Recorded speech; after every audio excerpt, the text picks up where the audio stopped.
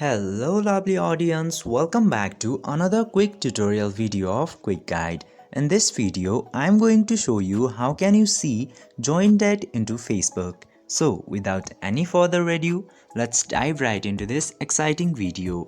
Firstly, you have to open up your Facebook application, and after opening the Facebook, simply click into these three bars into the top right corner. And after going there, you can see this gear icon. Simply tap into the gear icon. It will prompt you into the settings, and from here you have to go into Meta Account Center.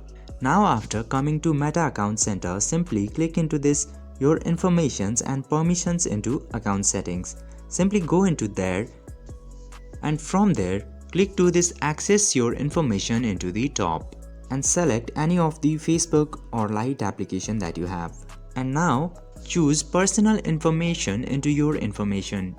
Now after coming here, you can see your account creation date just below the profile information.